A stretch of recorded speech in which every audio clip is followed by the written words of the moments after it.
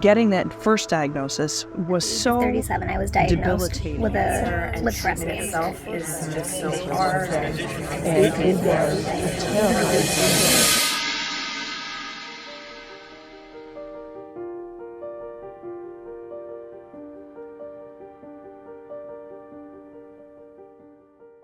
Hi, my name's Rhea, and I'm a breast cancer survivor. I never asked to be a part of this club, but I became a member in 2006. That year, I had 2 surgeries, 8 rounds of chemo, and 33 rounds of radiation. I was diagnosed with breast cancer in 2021. I did not expect what was going to happen next, which was a lot of medical treatments, chemotherapy, radiation, and a lumpectomy. My name is Stacy Hunter, and I'm a cancer survivor. During the journey, I had 6 chemo treatments. I was to have 8. I couldn't do the last 2 because I developed neuropathy. 30 radiation treatments, and now I'm here. I got the news a couple days after Christmas. I'm so sorry. I have to tell you that you have it. Can you please come back in? And they got me right in, but because of my age, they gave me aggressive treatments, and that which does not kill you.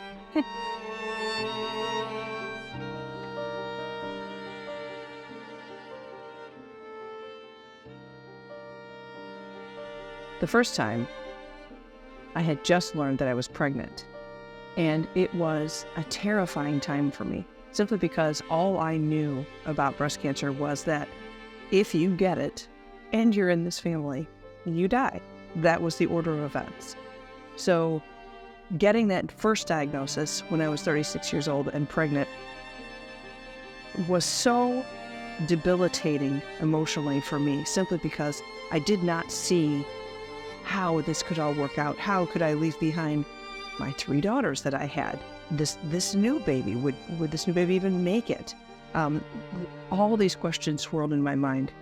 What had not yet been brought to my attention was that when you are diagnosed with breast cancer in certain parts of the world, the life-saving, focusing on survival, that's one part of it. There's another part, never discussed, which is the financial toxicity. I would get in the mail these explanation of benefits, and they would show what the cost was for cancer treatment, and it's substantially high.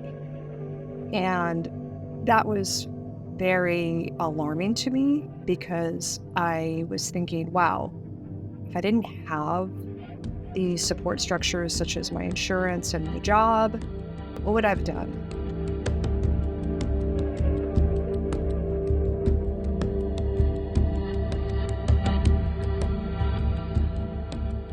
I was blessed to have an awesome support team. I didn't have full resources, but I had enough. And I had my husband, who was amazing to support me throughout the whole thing, and my mom and my girls, so many other people. It's something when you're going through something and you're worrying about finances, you worry about keeping your job. When you have supportive people that support you, such as your managers and your companies that are there, it takes a little of the pressure off. The cancer and treatment itself is just so hard and just takes such a toll that then adding the financial burden is almost unbearable. On March 30th, 2 days before my 38th birthday, I exhausted all of my sick time, paid time off, vacation, everything, you name it, gone. They hadn't considered how the cost of carry-out meals, gas to and from appointments, and medications was going to add up.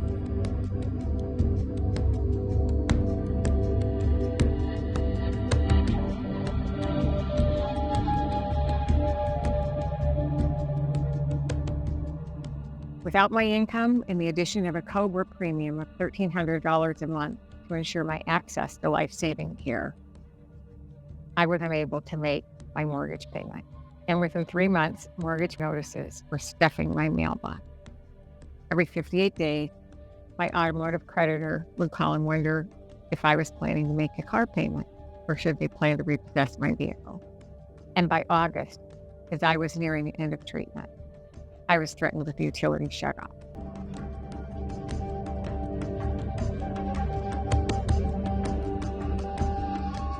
What was really challenging and really enlightening and really life-changing was sitting in treatment waiting rooms with other working women like myself who were on unpaid leaves of absence and chatting about what was going to happen to them. Or most egregiously and alarmingly, that they stop treatment and go back to work. It was then that I had that Oprah aha moment. Why isn't somebody doing something about that?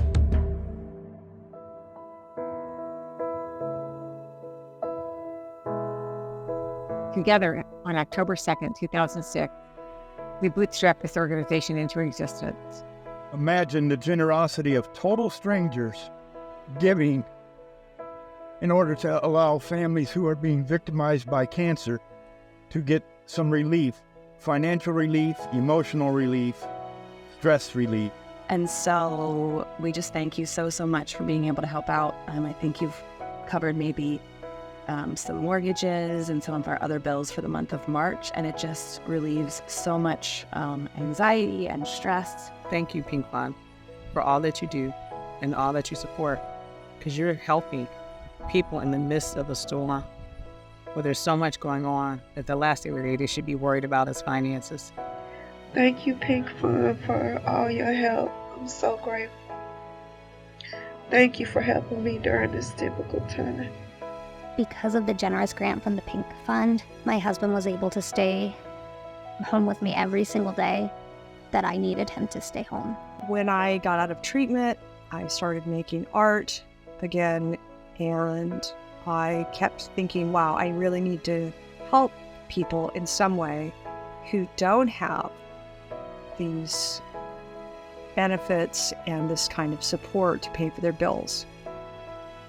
I happened to just be researching on the internet, and I was curious when I saw an organization called the Pink Fund. And I thought, wow, what a great organization to contribute to. We have delivered over $7.4 million in payments to patients' creditors for housing, transportation, utilities, and insurance.